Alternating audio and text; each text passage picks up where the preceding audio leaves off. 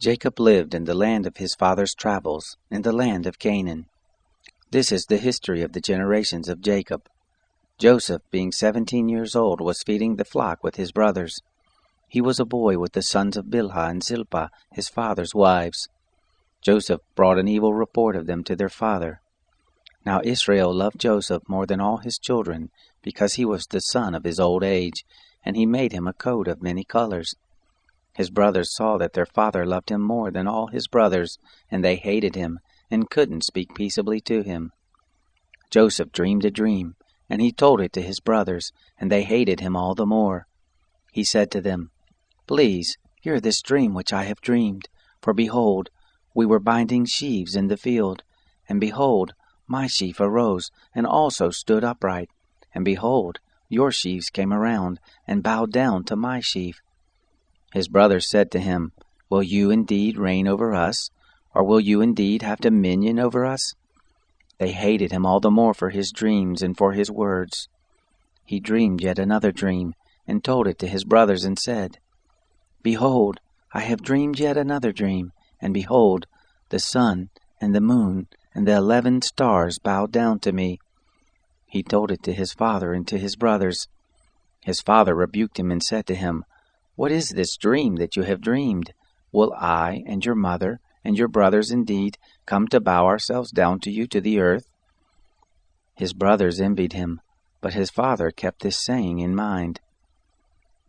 His brothers went to feed their father's flock in Shechem. Israel said to Joseph, "Aren't your brothers feeding the flock in Shechem? Come, and I will send you to them." He said to him, "Here I am." He said to him, "Go now, see whether it is well with your brothers, and well with the flock, and bring me word again." So he sent him out of the valley of Hebron, and he came to Shechem. A certain man found him, and behold, he was wandering in the field.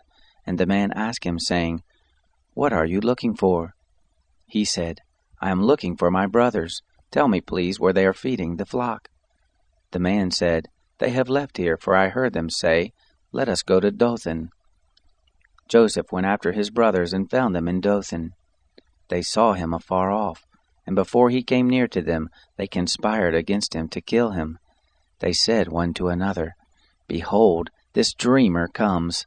Come now, therefore, and let's kill him, and cast him into one of the pits, and we will say, 'An evil animal has devoured him.' We will see what will become of his dreams."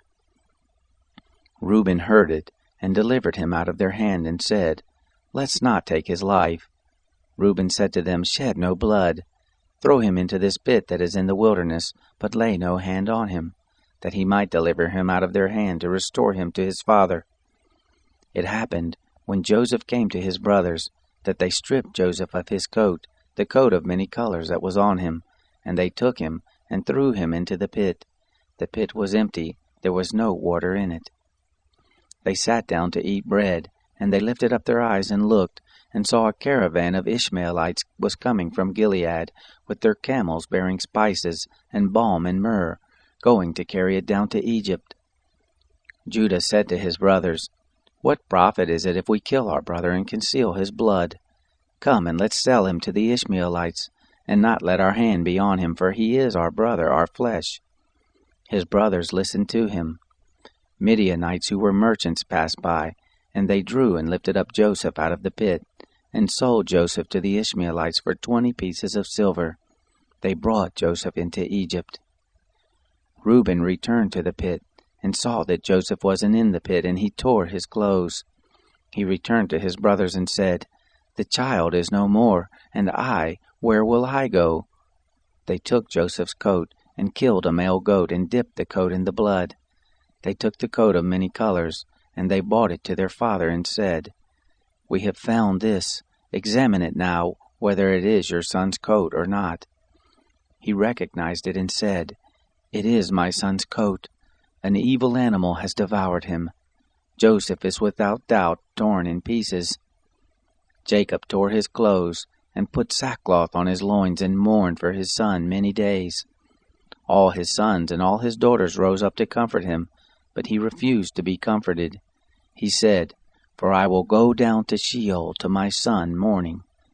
His father wept for him. The Midianites sold him into Egypt to Potiphar, an officer of Pharaoh, the captain of the guard.